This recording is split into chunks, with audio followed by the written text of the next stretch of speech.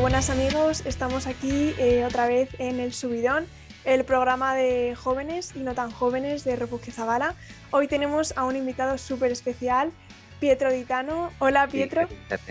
¿qué tal? Muy buenas, ¿qué tal, líneas? ¿Cómo andáis? Muy bien, gracias por estar aquí. Y nada, bueno, primero si quieres presentarte, cuántos años tienes, a qué te dedicas. Vale, pues me llamo Pietro Ditano, soy de Santiago de Compostela, estoy aquí ahora mismo, aunque he estado viviendo muchos años en Madrid, 13 años, ya tengo 33 para 34, pasé un montón de mi vida allí. Mi padre es italiano, soy hijo de italiano, pero nació en Galicia, juventud pasada en Madrid. Me dedico al cine a día de hoy, sale una peli nuestra, que vosotros ya sabéis bien, un documental, El beso de Dios sobre la misa, sale en cines al día 22 de abril. Viernes y pues poquito más, cumplo 34 dentro de poco y aquí estamos. Vale, Pietro, pues primero de todo, cuéntanos un poco cómo era tu vida antes de conocer a Dios, a qué te dedicabas. Bueno, un poco descríbenos tu estado antes de encontrarte con Dios.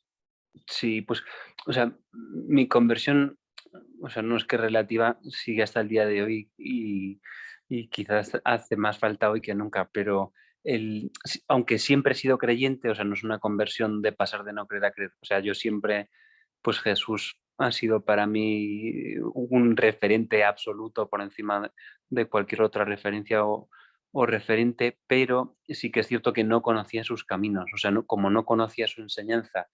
O sea, levemente sí, pues yo que sé, hemos hecho la comunión, íbamos los domingos a misa toda mi vida, gracias a Dios, mis padres con un sacerdote que he dicho alguna vez que tenía un don brutal. O sea, siempre he tenido como una visión positiva. La iglesia sí que lo he cuestionado más. Eso sí que ha sido algo que en mi vida pues me ha hecho más preguntas y cosas que a lo mejor no me parecían tan claras de la enseñanza de Jesús, me las cuestionaba, pero Jesús siempre ha estado ahí como un pilar. ¿Qué ocurre? Que como no conocía como su enseñanza o su mensaje más en profundidad, ¿qué pasaba? Pues que estuve buscando pues, en otras fuentes. Y más allá de buscar en otras fuentes, que eso es como anecdótico, lo que sí que creo que ocurría es que víctima, y hay una frase muy buena de la Biblia que es, que ha perecido mi pueblo por falta de conocimiento. Es de Oseas, que se le escucha a un ex rey del reggaetón que luego se convirtió y ahora es pastor. Entonces, a mí me pasaba un poco, o sea, viví como eso muy en propia carne. Es decir, que como yo no conocía los caminos de Jesús, más allá de que me consideraba cristiano, practicante, iba a misa y demás, ¿qué produjo? Que al vivir en el desconocimiento de Dios, esa falta de conocimiento, pues me mataba. Porque es decir, como iba probando, pues yo que sé, a vivir la sexualidad, por ejemplo, como la sociedad propone, o a, pues yo que sé, vivir el sueño de una forma no solidaria, sino para lograr metas sin tener a los demás en perspectiva. O sea, el hecho de no conocer a Jesús, ese desconocimiento, me producía ir por los caminos que son, no diría normales, pero sí habituales, ¿no? O sea, vivía como más o menos la sociedad propone, pues una propuesta moderna, incluyendo ahí mi fe, o sea, mi fe nunca estuvo excluida, pero el hecho de probar a vivir pues la sexualidad con cierto libertinaje sin pensar que fuese pecado, o mi sueño de una forma que no tenía un sentido del impacto que tenía mi trabajo en los demás, pues vivía, bueno, que ya más o menos lo sabéis, con el mundo de la moda, ¿no? O sea, quería ser modelo, quería ser top model. Entonces, como no tenía esa visión de la importancia de lo que hacemos sobre el impacto que tiene sobre los demás, sencillamente quería yo tener éxito. Entonces, no pensaba en que mi profesión tuviese necesariamente que tener un impacto positivo en la vida de los demás. O sea, con que tuviese un impacto positivo en mi vida, me fuese bien y tuviese como reconocimiento y dinero, o sea, consideraba que había tenido éxito humanamente porque mi vida funcionaba. Es decir, pues producía, mi carrera era una carrera que tenía un reconocimiento y era pues, por sencillamente esa falta de conocimiento de que como no sabía que había más, como no sabía que había otra forma, como no sabía que había otra propuesta, pues yo qué sé, evidentemente el egoísmo no es que estuviese libre de pecado, ¿no? El egoísmo que tenemos todos, que yo lo tengo hasta el día de hoy, aunque intento ahora luchar más con él, siempre estuvo ahí, pero no tenía como una conciencia de pecado de que esas cosas estuviesen, o sea, no pensaba que querer tener una carrera muy exitosa en el mundo de la moda tuviese nada de malo, porque no tenía conciencia del prójimo. Es decir, más allá de que estaban ahí, que más o menos había que cuidarles, no pensaba que nosotros con nuestro trabajo podemos hacer algo como que impacte a la gente y que les que les nutra, ¿no? Más allá de, oh, qué guay, qué fotos más chulas sales, qué bien, 2 palmaditas. ¿Y cómo te iniciaste en el mundo de la moda? Pues fue un poco a través de mi madre y de mi hermana, porque mi hermana sí que muy poquito tiempo logró bastante reconocimiento y se había colado. Nosotros viviendo en Santiago, pues quieras que no, esto es un lugar muy periférico con respecto a la movida fuerte, ¿no? Pero había cosas de moda aquí y ella sí pudo entrar en el circuito de Madrid, aún estando viviendo en Santiago en poco tiempo, y yo el hecho de ver que a ella le iba bien, mi madre me decía, oye, ¿por qué no te presentas tú también?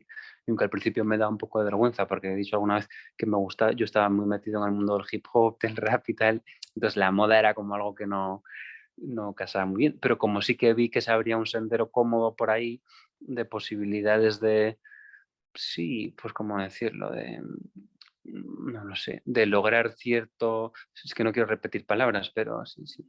Bueno, success en inglés, por no decir éxito, reconocimiento por enésima vez, como vi que ahí había esa posibilidad de lograr algo, pues de cierto, no es mérito, pero bueno, visibilidad, es que ya no sé cuál es la palabra, pues un poco tiré millas por ahí y me fue bien, pues en los concursos más o menos locales pude ir ganando alguna cosilla y luego en Madrid tuve la buena suerte de que scouter, que son personas que, bueno, en moda es muy normal, que lo he contado en alguna ocasión, que las personas que se dedican como a reclutar, cuando van a un sitio, pues a veces iban a conciertos, incluso a buscar chicas y chicos que les encajan en el perfil, es un modus operandi normal que cuando ven a alguien que les encaja en los cánones, le paren. Yo cuando ya me fui a Madrid para hacer mi carrera, porque no, bueno, sí, yo no me dio la nota para estudiar comunicación, que era lo que yo quería en Santiago. Y entonces, cuando estaba en Madrid, que fui un poco a regañadientes, pero mi madre siempre me empujaba aunque fuese para ahí, dice, así puedes hacer algo en moda y no sé qué, y ahí hay mil posibilidades, y me da una pereza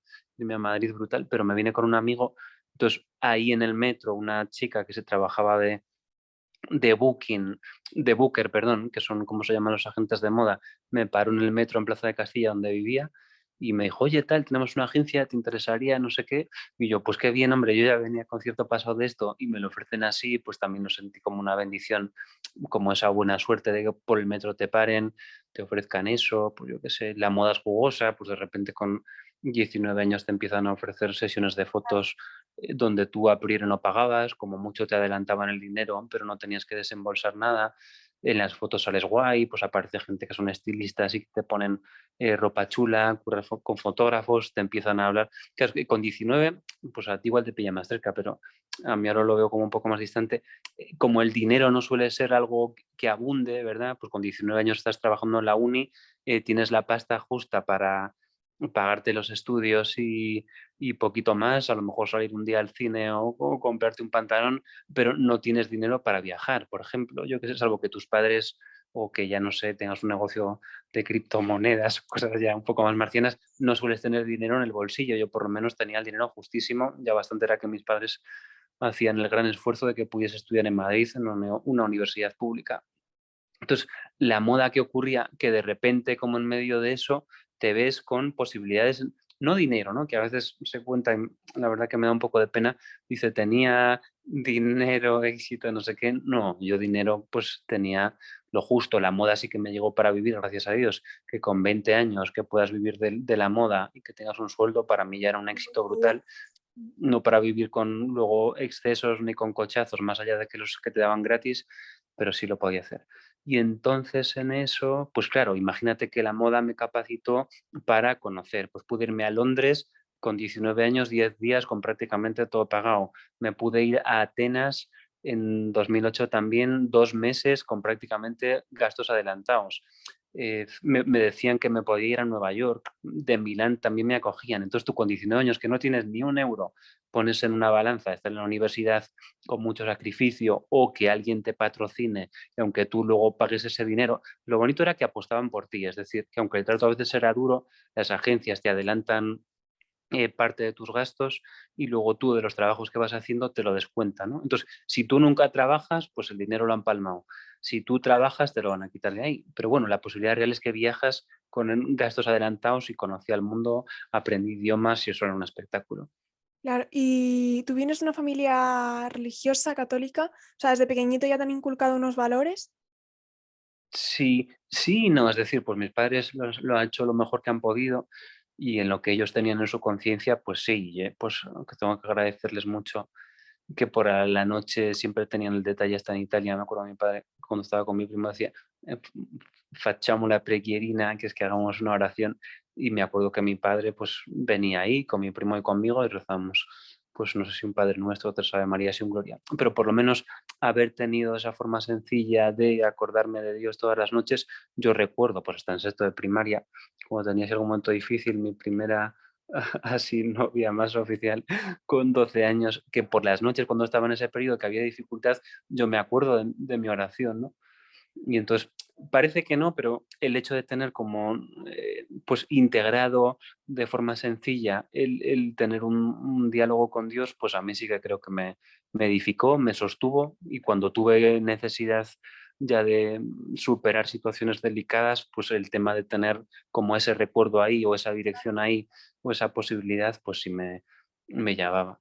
Y luego, pues lo he comentado también en ocasiones. Formación no, o sea, lo que es parte de sexualidad, de conocimiento, pues Mm. ahí fue un campo abierto, una hoja en blanco donde no teníamos ningún tipo de información, que bueno, pues eso te permite por lo menos un campo experimental donde el prueba-error también te permite llegar a ciertas conclusiones que luego me llevaron a su perfección Porque sí.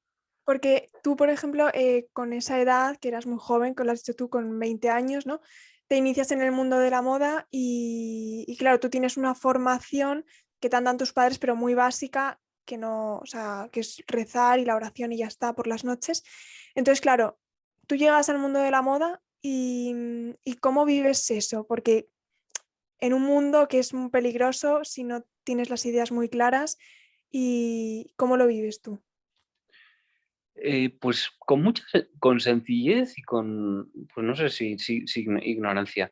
Lo llevaba de la mano, pues decir, me acuerdo cuando estaba en Atenas, ya en 2008, hace muchísimo, sí me gustaba entrar en las iglesias, o sea, mi misa del domingo, que con mis padres siempre iba, por más de que yo estuviese yendo por otros caminos, sentía, yo creo que es el Espíritu Santo, en mi corazón pasaba por una iglesia y sentía el deseo de entrar. Y recuerdo haber entrado en Atenas en iglesias a rezar, preguntar por la misa en inglés, el domingo tener intención de ir a misa, aunque luego yo no conociese y pudiese estar viviendo en pecado, pero por lo menos como ese deseo siempre estaba ahí.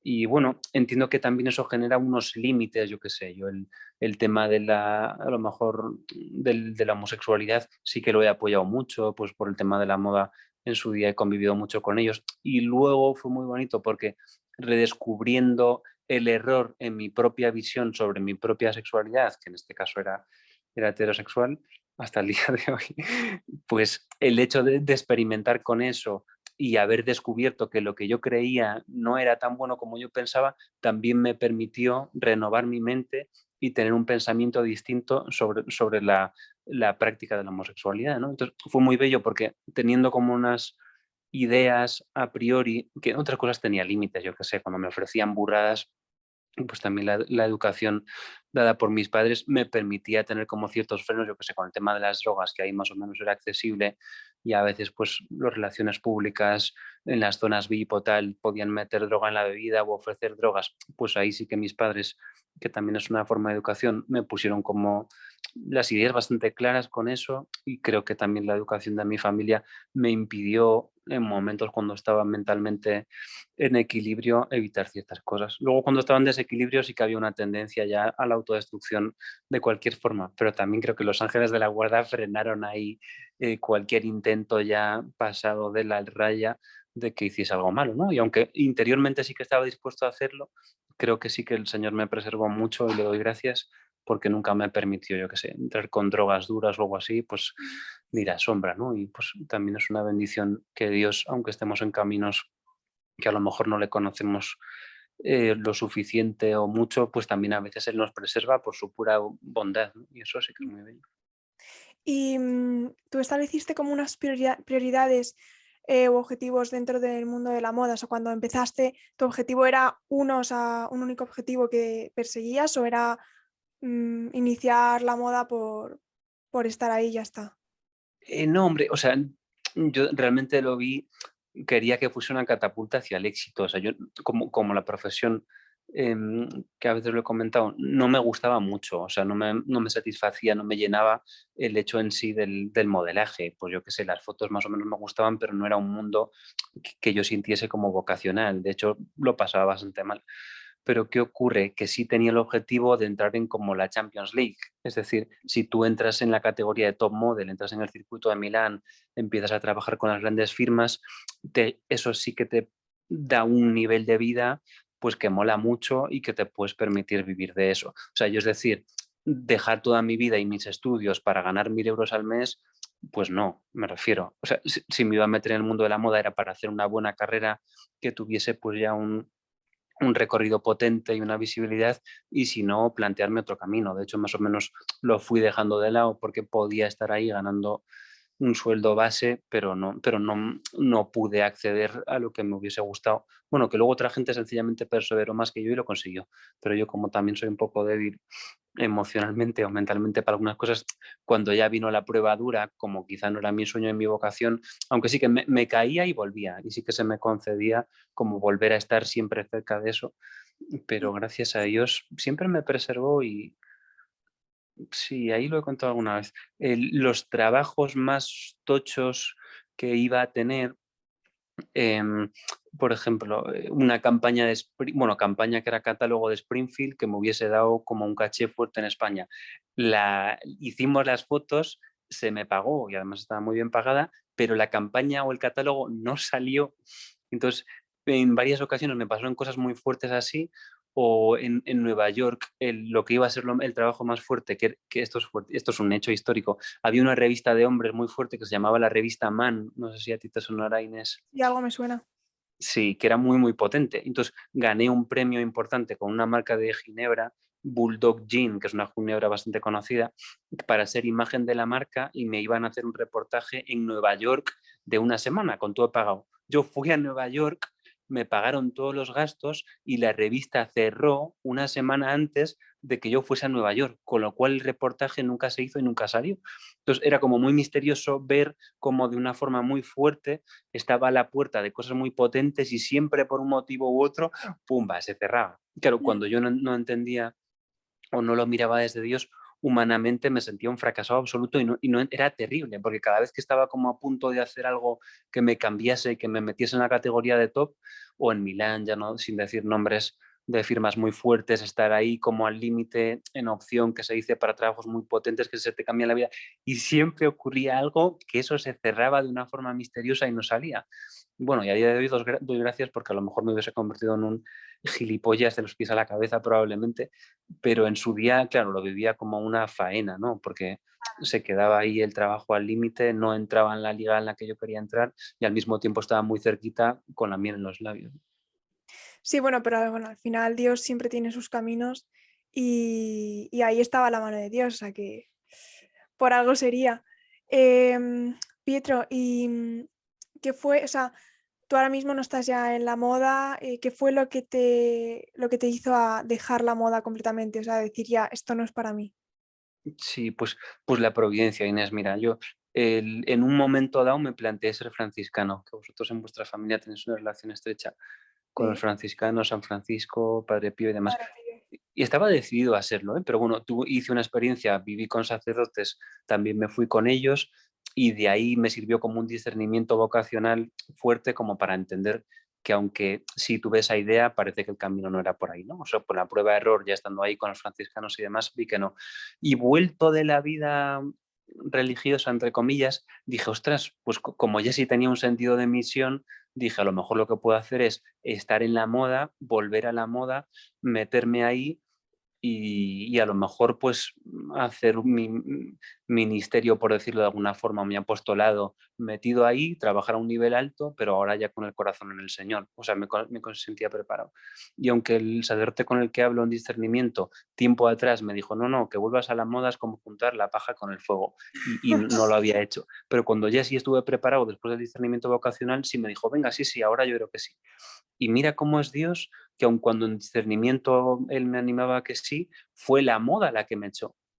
O sea, cuando yo estaba en ese punto, vuelvo de haber estado en Italia, que terminé la carrera allí, pues viviendo con sacerdotes y con franciscanos, sí que abandoné la moda como por un año y no hice nada, Y cuando llego de vuelta a la agencia, que estaba en una muy buena agencia, no sé si es la mejor de España ahora mismo, decidido a meterme a saco y a dedicarme en exclusiva y a decirles, oye, por fin ya puedo viajar, porque me habían dicho, Pietro, tu vida cambiará cuando puedas volver a viajar, que en la moda hay como muchas estas frases así, Mm.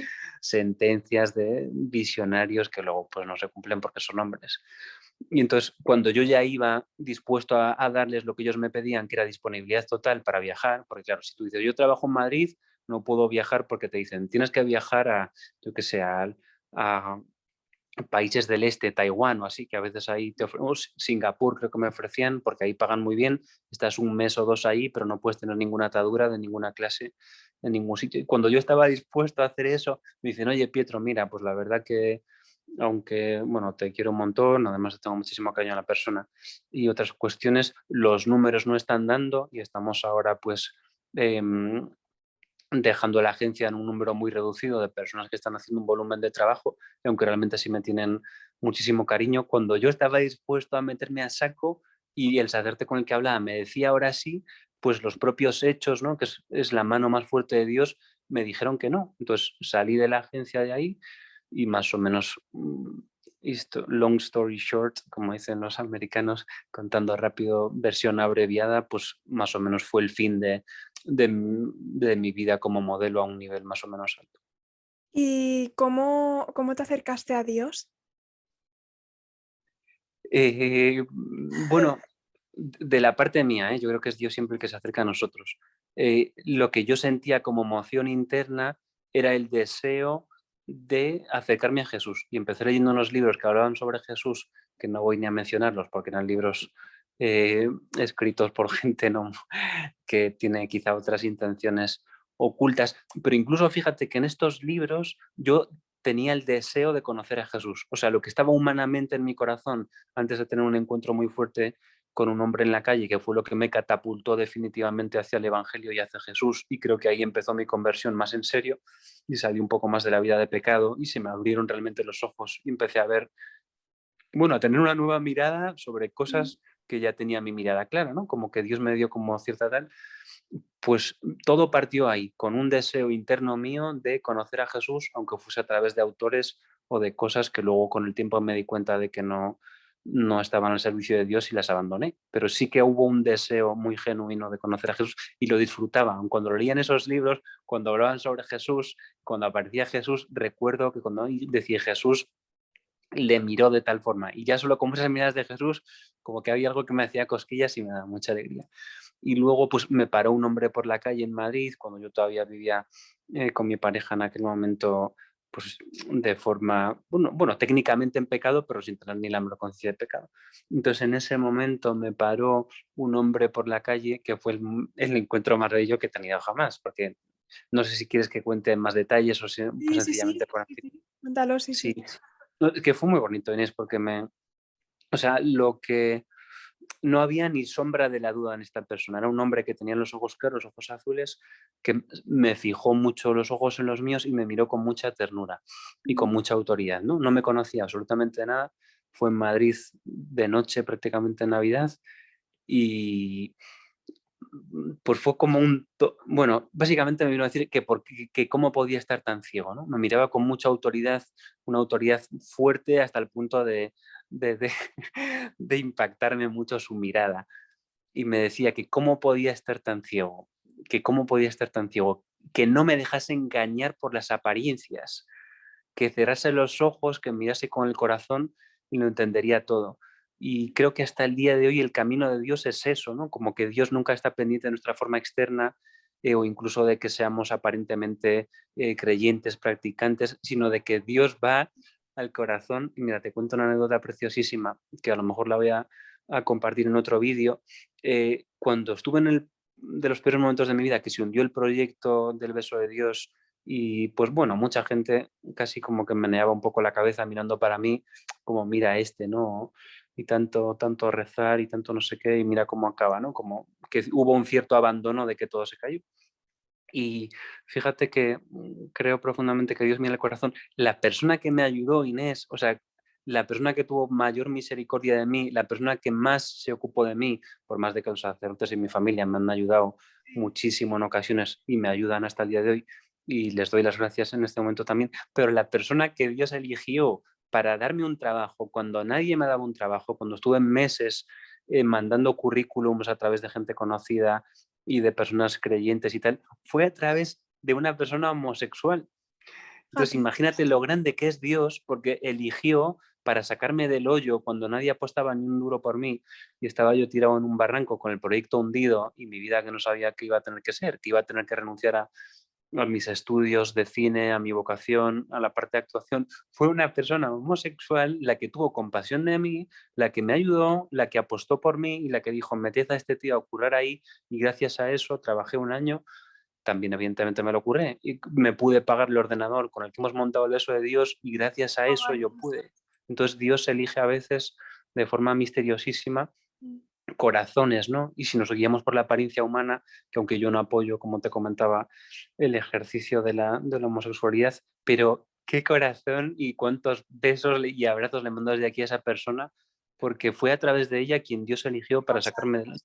y volviendo a eso que decían, no os dejéis engañar por las apariencias, ¿no? A veces humanamente caemos no, este es creyente, que bien, seguro que es un santo, ¿no? Y esta es una persona que no sigue los caminos de Dios, pues ya hay que ponerle una cruz encima y Dios elige a veces el corazón y no está mirando las apariencias que vemos, ¿no? Y un poco Y este hombre ya me eso invitaba a eso. te iba a preguntar, ¿el encuentro que tuviste con este hombre, o sea, fue por la Sí. noche, tú ibas por la calle en Madrid o se te acerca de repente? Y claro, tú no le conoces de nada, ¿no? Yo no le conozco de nada, no le había visto en mi vida. De hecho, él Mm. pensé que conocía a la persona con la que yo estaba, porque se acercó con tanta confianza que pensé que era Ah, casi como una vale. medio broma al principio que le venía a hacer o O sea, que una tú ibas con medio otra coñita. persona. Sí, sí, Ibas, yo estaba con una persona. Sí, yo estaba con una persona que, bueno, tú conoces esos temas, que tenía ciertos dones fuertes, mm, podemos decir especiales, pero que como no estaba en ese momento muy centrada, aunque en otras ocasiones esta persona sí me había ayudado a mí, a mi familia, pero en ese momento no estaba bien centrada y estaba criticando a un tercero que no estaba allí. Y eso pues lo he contado alguna vez, que hay un salmo que dice, al que acrimine secretamente a su prójimo le haré callar. ujú. Y entonces yo viví eso, porque aparte de dirigirse a mí, esta persona poseída por el Espíritu Santo mandó callar a esa persona sin conocerla de nada. Yo fue tan fuerte lo que hacía que me parecía como que se conocía. No, no, no, la mandó callar con una Joder, autoridad total porque estaba destrozando a otra persona que no estaba allí y la estaba criminando. Entonces se cumplió al que acrimine secretamente a su prójimo le haré callar. Y hizo callar a esta persona y a mí me consoló mucho porque yo también estaba sufriendo, honestamente, a mí no me gusta nada y ahora cada vez ya estoy muy radical. Creo que el hecho de criticar por la espalda es algo que no es de Dios. Entonces, cuando una persona pues, tiene la tentación de criticar, que además tu padre es un absoluto convencido de esto y lo admiro mucho de él, eh, cuando alguien critica a una persona que no está delante, es la prueba para la persona que lo está haciendo de que eso no viene de Dios. O sea, el hecho de criticar a alguien que no está presente es evidente, directo, de que esa emoción no viene de Dios y de que esa persona en ese momento no está siguiendo los caminos de Dios. Que a lo mejor no lo hace con mala intención, ¿eh? Pero creo que son caminos que cuando buscamos al Señor y el amor hay que erradicar como se sacan las malas hierbas. Y entonces, pues eso, no me conocía nada, manda a callar a mi acompañante y a mí me dice que conste que nada de lo que te estoy diciendo es cosa mía. Esto estaba aquí en el aire, yo solo te he entregado la carta. Tienes mucha suerte. Y luego otra frase bonita, que como a ti te está interesando en lo que me dijo, se me quedó mirando los ojos y me decía, em, tienes un problema de autoestima, pero tienes una voluntad de hierro. Y sin conocerme nada, solo mirándome, me estaba como, uf, no sé, es como si entrase en mi alma. O sea, de verdad que lo sentí como que más. me... Claro, Sí, y eso sí, sí, fue sí. como, o sea, tu encuentro con Dios, ¿no? ¿Eso te fue acercando más a Dios o porque sería un shock para ti, ¿no? Que te pasara eso. Sí, fue una belleza, Inés. O sea, para mí fue una bendición enorme. O sea, lo viví con un gozo brutal y de verdad que como si fuese el momento que llevaba esperando toda mi vida. O sea, no sé cómo expresarlo. Lo que pasó allí fue tan grande que, wow, dije, por fin, ¿no? Es como algo que nunca hubiese esperado o me hubiese planteado, pero cuando ocurrió fue como un nivel de satisfacción máximo de decir, wow, ¿qué pasa? Esto es increíble. Y entonces, más allá de que mi vida se empezó a ordenar mucho, se me abrieron los ojos sobre la persona con la que estaba, que me ha ayudado un montón, en la que le quiero muchísimo y le deseo de corazón, de verdad, todas las bendiciones del mundo. Eh, pero también se me abrieron los ojos de cómo puede estar tan ciego, pues también he comentado alguna vez que como vivíamos en pecado, eso impedía el discernimiento, ¿no? Y entonces, por más que yo quiero muchísimo a esa persona, y en aquel momento pensaba que éramos el uno para el otro, como que mis ojos de repente se abrieron y me di cuenta de que ya no era para mí. Entonces, como también verme sin que esta persona mencionase ningún nombre, descubrirme yo como con mucha claridad que la persona con la que yo estaba comprometido y le había hecho unas promesas tremendamente fuertes que jamás se deben hacer, ¿no?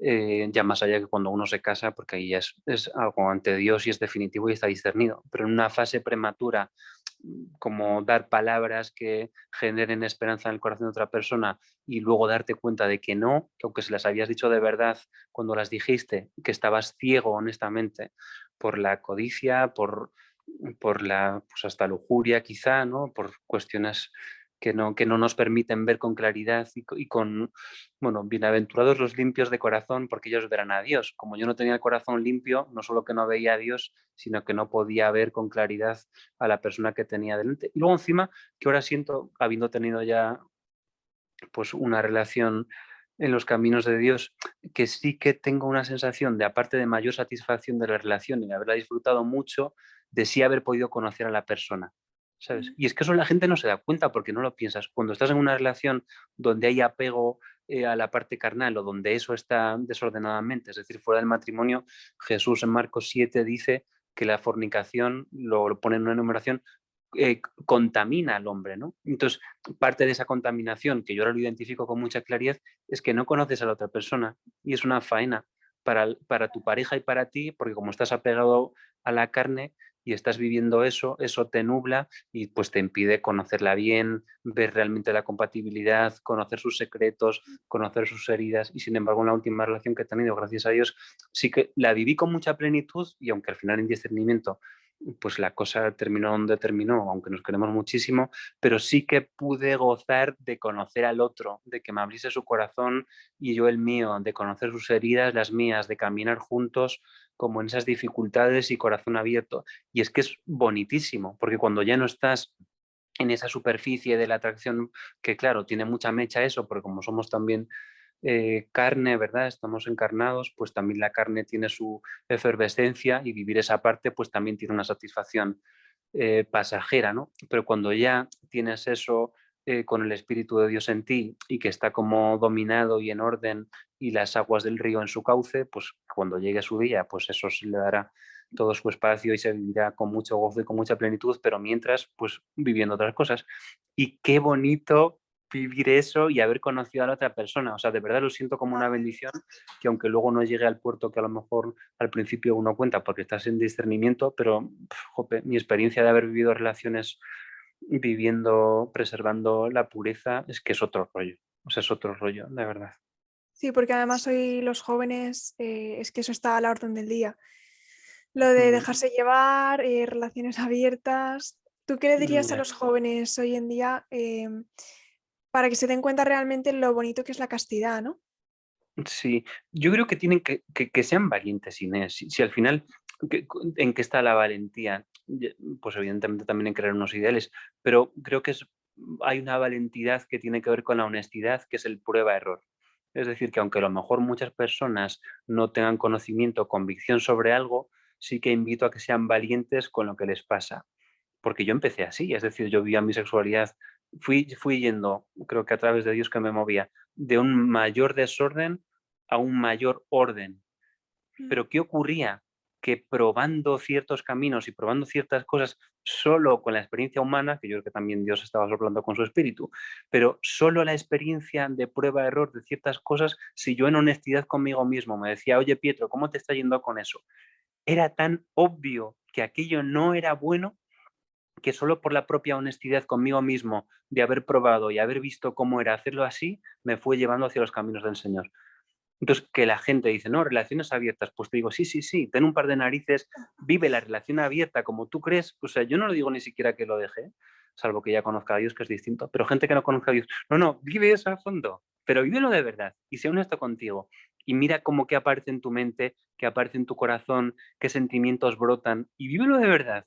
Y entonces, cuando realmente seas honesto contigo mismo de que lo te está pasando y me digas, sí, sí, esto está guay, te digo, sí, a ver si llegas al está guay, a ver si llegas, porque creo que es imposible llegar al está guay, porque por lo menos cuando yo lo probé y lo viví no llegué a ningún está guay, sino que al contrario me dejaba en unos estados de tristeza, de dolor, de frustración, de malos sentimientos, o sea, como que el prueba-error lleva honestamente a darse cuenta de que por ahí no es. Porque tú buscabas también, que todos buscamos llenar un vacío, ¿no?, que tenemos dentro. Eh, ¿Tú realmente ese vacío lo has llenado con Dios o crees que es posible ser, o sea, encontrar esa felicidad plena sin Dios? Yo creo que, es que, ¿cómo decirlo? Ahí hay una cosa que también Josepe Manglano y yo hemos hablado o desarrollado la idea alguna vez, que creo que todos tenemos sed de Dios, o sea, no solo eso, o sea, que Dios pone conscientemente una sed en nosotros gigante, infinita, o sea, Él, o sea, ¿cómo decirlo? Todos tenemos como una brújula, un imán que nos lleva hacia Dios, que es esa sed, y la tiene la persona que vive la homosexualidad, la persona que hace burradas, la persona que es un asesino, o sea, todos tenemos como en nuestro corazón ese deseo brutal de algo enorme, gigante, que nos sacie.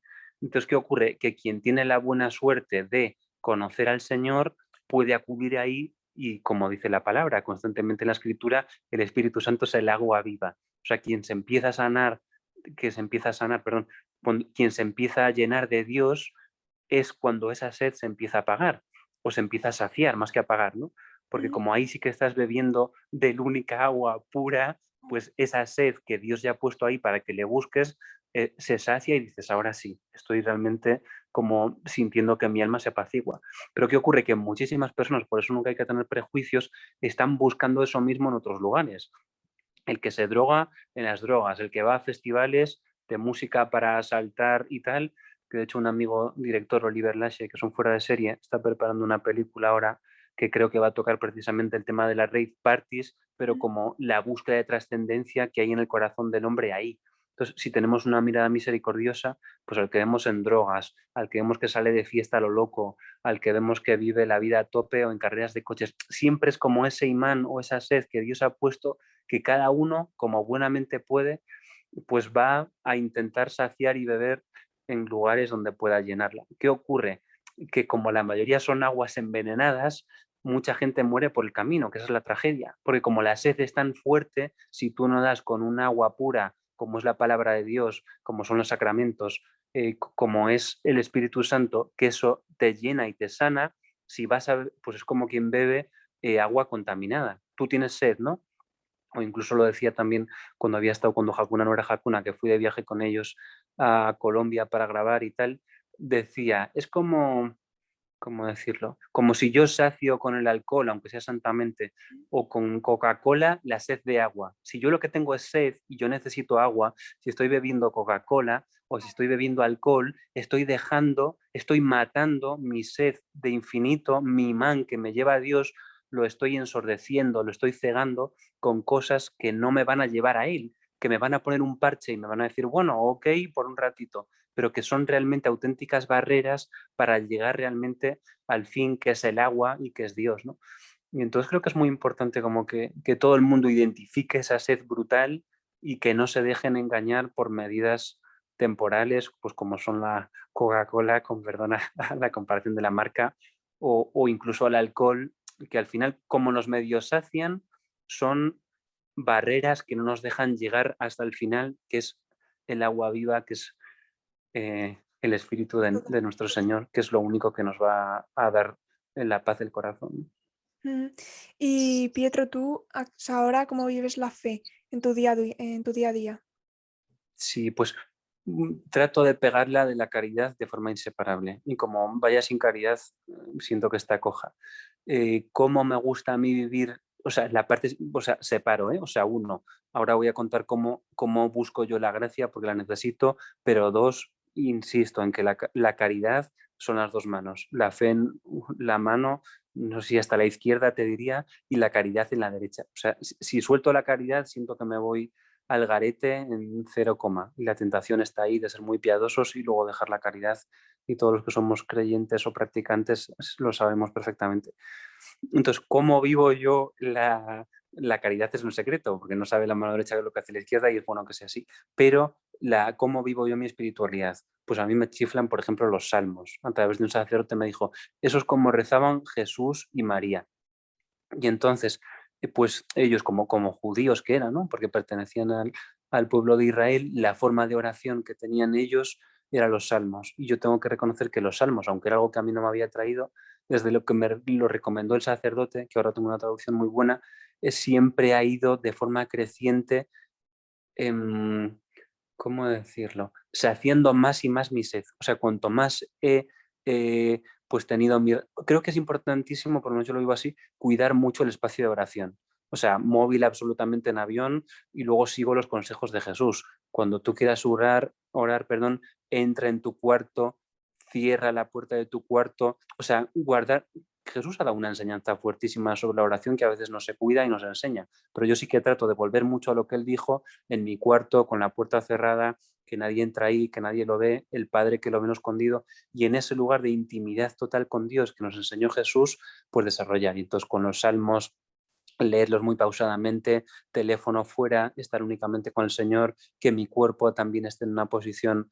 bueno, a mí me ayuda a orar de rodillas, la verdad, Inés. Tengo una colchonetita que la traje de una peregrinación en el suelo, y a mí me gusta orar de rodillas, incluso con las manos hacia arriba, como oraban los judíos, como oraba Jesús, y Salomón también oraba de esa forma. A mí me ayuda mucho de rodillas, con las manos para arriba. Estos son secretos del alma, pero bueno, por si a la gente le ayuda. Bueno, Y suena entonces en esa perfecto. posición pues oro mucho con los salmos. Y la belleza que es que siento que Dios, a través de los salmos y de la liturgia de la iglesia, que es un tesoro que muchas veces pasa desapercibido, que es una serie de textos del Antiguo Testamento principalmente, y de alguno del Nuevo, que la iglesia propone, pues yo rezo los laudes por la mañana.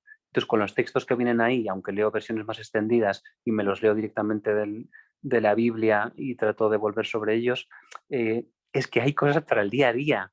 Entonces, no es una oración de yo tengo una disciplina que también es necesario, no, es yo tengo este reto de oración que me cuesta, porque a veces me cuesta y estoy con la cabeza en mil cosas, pero cuando realmente consigo soltar ocupaciones de mi mente y me centro realmente en leer esos salmos o leer esa lectura del día, es brutal. Bueno, sí que es cierto que dejo uno, como el primero que me venga, cuando me levanto por la mañana, dejo que me venga un número y ya luego así por sistema con el Señor. Entonces, ese número que me viene a la cabeza es el salmo, bueno, siempre entre el 1 y el 150, que son los que son los salmos, pero dejo que el Señor y el Espíritu me sugiera un salmo para ese día.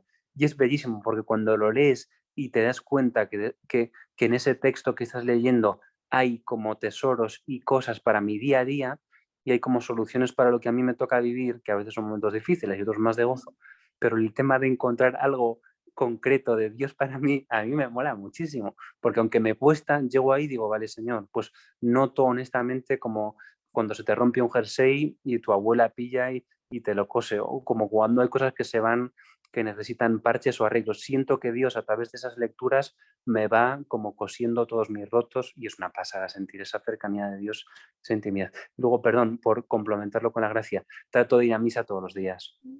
Si puedo, la Eucaristía para mí, a veces no me doy cuenta y hasta la infravaloro, aunque esté haciendo un documental sobre ello, pero creo que como acudir ahí, también en confesión cada 15 días más o menos, creo que va generando, esto lo tengo que decirme, que a veces no lo decimos y hay que ser también valientes, y que la humildad a veces es reconocer lo que es.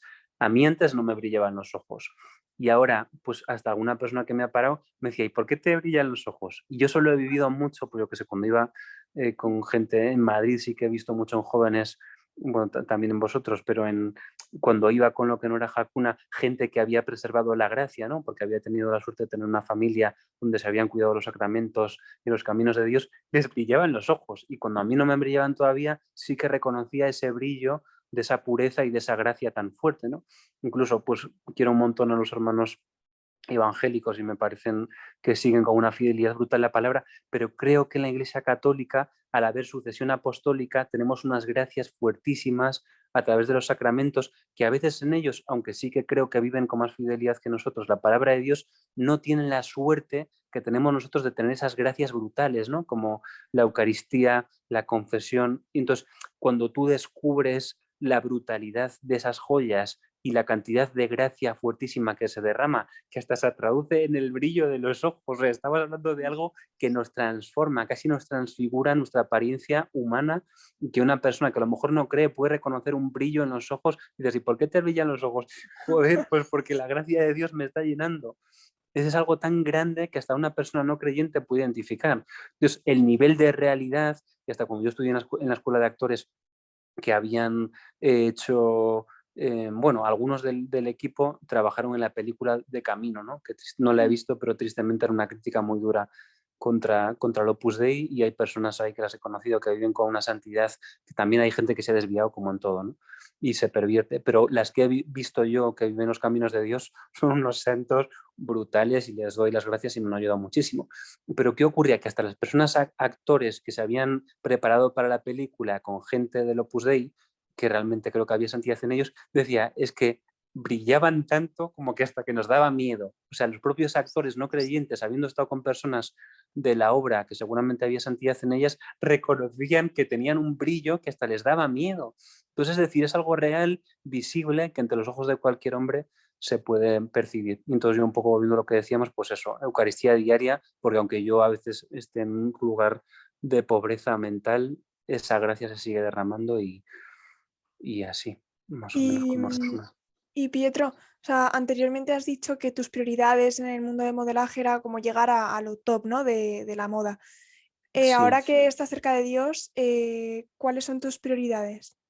sí, pues mi prioridad tiene que ser servir, Inés, porque la Mm. tentación del egoísmo y de hacer cosas buenas o para Dios, olvidándome de los demás, es real como la vida. Entonces, mi prioridad absoluta es servir, es decir, no despistarme de las personas más sencillas con las que me cruzo en el día a día. Mi prioridad absoluta es esa. Y luego dices con lo de la carrera, pues hombre, yo sigo teniendo el deseo humano de hacer una buena carrera, pues en este caso en el cine o en cualquier vocación que esté ahí. De hecho, creo que Dios nos pone los sueños y las vocaciones para realizarnos en plenitud. Entonces, yo humanamente y sumado a la fe, creo que hay que tener sueños muy grandes, no solo sueños muy grandes. Yo he vivido con el beso de Dios, invito a todo el mundo. em, la Eso te iba a mayor... preguntar. Em, Sí. ¿Cómo has visto, o sea, la mano de Dios ahora que estás en un proyecto súper bonito? ¿Cómo has visto la mano de Dios? O sea, porque ahora mismo con este proyecto vas a hacer muchísimo bien. Entonces, bueno, también cómo has visto a Dios en este proyecto tuyo que es tan bonito. Sí, pues ojalá que sí, Inés. Y vosotros que sí que he visto que Dios os utiliza como instrumentos, pues también me inspira y me da confianza que lo digáis, y te lo agradezco. El punto un poco, voy a dar un pasito atrás, pero para enganchar con eso. Creo que del trabajo mayor que hace el demonio con mayor éxito en estos tiempos es convencernos de que Dios no es bueno. Hasta los creyentes. El mayor éxito que tiene el demonio es convencernos de que Dios no es bueno. Yo creo que todo el mundo creemos que Dios existe, pero todo el mundo hemos dudado en algún momento por mérito y por buen trabajo del demonio de que Dios no es bueno. Mm. Entonces ya no es que la gente piense que si Dios existe o no, que la gente, aun creyendo que Dios existe, porque es evidente con la belleza de la creación y lo sublime y el orden de la perfección de lo creado y de las leyes de la física y del universo y demás, es bastante obvio que hay un ser detrás, pero el demonio convence de que ese ser no es bueno.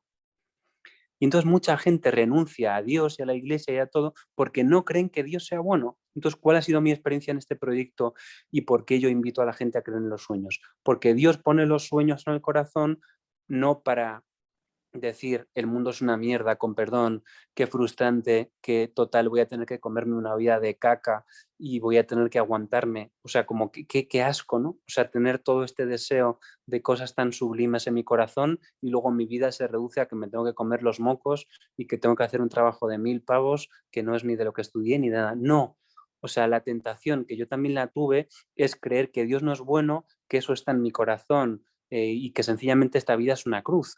Pero ¿cuál es el camino de Dios y qué he vivido yo? Que además, y vuelvo a contar en el vídeo que me toca hacer de la resurrección de Besos de Dios, que la cruz de Dios es para vida. Entonces, aunque venga una cruz como una montaña, que evidentemente ninguna es la sombra de la cruz que le tocó a Jesús, dice el Salmo, que me tocará leer a mí, creo que es el 118, no moriré sino que viviré y contaré las obras del Señor. Es decir, cuando te viene la cruz de tu vida y estás en Dios, y yo tengo experiencia de Dios, afortunadamente, cuando llega la cruz, es una cruz que, aunque pases por la muerte, no morirás, sino que vivirás y contarás las obras del Señor. Y fue exactamente lo que me pasó a mí. Cuando yo ya me di por muerto, yo estaba sin fe, sin esperanza, rechazado en gran medida por los hombres, hay que decirlo, y en la mano de Dios sostenido, a pesar de mis creencias de que ya que Dios me había abandonado y de que no era bueno, posiblemente era el pensamiento que latía en mi corazón, en ese momento se desata todo y esa muerte, que es similar a la que pasó Jesús, muchísimo más suave por supuesto, pero en esa muerte en la que yo estaba, el proyecto se levanta, resucita, donde no había dinero, decenas de miles de euros y hasta centenas de miles de euros aparecen, donde estaba un hombre hundido que hasta su cabeza meneaba, no, que hasta gente muy querida y cercana meneaba la cabeza de 33 años y ahí en el paro, sin nada, ¿no? Y me miraban con compasión. Y en esa muerte a la que Dios me sometió y que yo me daba por perdido, ahí Dios cumplió el salmo. En mí no moriré, sino que viviré, y viví, y ahora cuento las obras de Dios. Cuento cómo Dios levantó el proyecto, cómo los apoyos más grandes que hemos tenido vinieron después del hundimiento. Acabamos de firmar con una cantidad de países inmencionable el estreno. Bueno, que vosotros también habéis trabajado con Latinoamérica, pero hemos cerrado, ya hemos firmado que salgan muchísimos países. Entonces, imagínate cómo es como verse humanamente muerto y cómo se cumple en Dios como su bondad. Es decir, que aunque pases por la cruz, que aunque pases por la muerte, no mueres, sino que vives y puedes contar. Entonces, invito mucho a la gente como a no dejar morir los sueños, por lo menos dejar la puerta abierta, aunque te llegue una cruz como el Everest de grande, como no dejar morir el sueño, preservarlo ahí, abrirse a Dios y ya Dios en el momento oportuno, sí es una obra que le va a ayudar y es su voluntad, pero yo creo que cuando son sueños buenos, sí. Una frase preciosísima, y ya igual si necesitas ir terminando, Denzel Washington, que es creyente, el actor de Hollywood, decía, bueno, en inglés, pero la voy traduciendo al tiempo real, dice, el verdadero deseo en tu corazón por cualquier cosa buena, o sea, el verdadero deseo, uno, verdadero, Ujú. dos, deseo, que realmente lo quieras, tres, de algo bueno, no de cualquier cosa, porque yo puedo desear aniquilar el mundo, seguramente eso no viene de Dios, pero por el deseo de algo bueno es la prueba de Dios para ti de que eso ya es tuyo.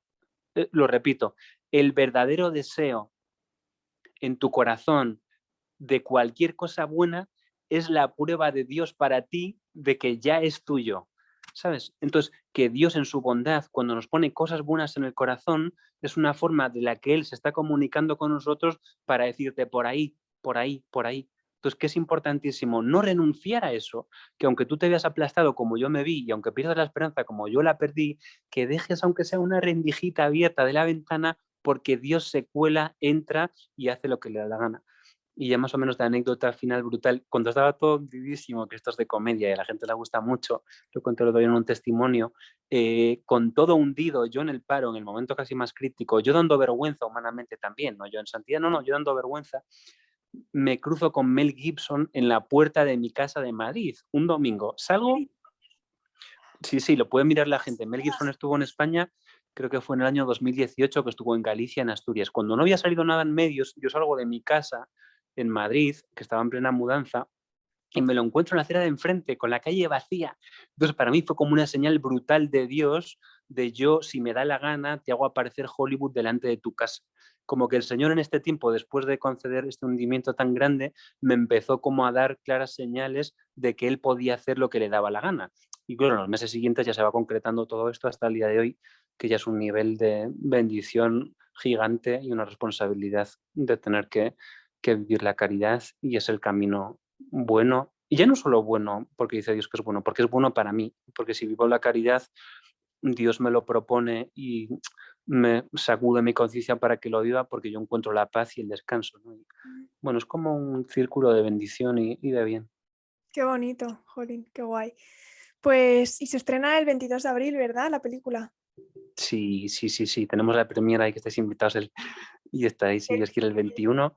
El 18 empieza a ver en Madrid ya pases, va a estar Pietro Sarubbi, el actor de Barrabás, que es una persona con un corazón tiernísimo también de, aunque hiciese de Barrabás, él es un trozo de pan, viene con su hijo y estaremos desde el lunes 18 en Madrid, vamos a estar presentándola en varios cines, el circuito MK2 nos han apoyado y nos han permitido hacer preestrenos y luego ya pues por toda España a partir del 22, aunque estaremos, bueno, vosotros lo sabéis, Sevilla antes, luego a ver si vamos a Valencia el fin de semana siguiente, que ahí empezó parte de la resurrección del proyecto y así.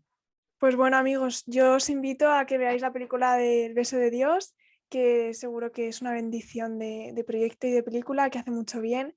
Y nada, el programa pues hasta aquí con Pietro Ditano. Muchísimas gracias por estar con nosotros.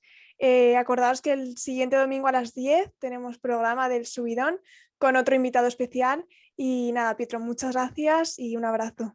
Venga, no, gracias a vosotros, que el Señor os bendiga mucho y a todas las personas que están escuchando también.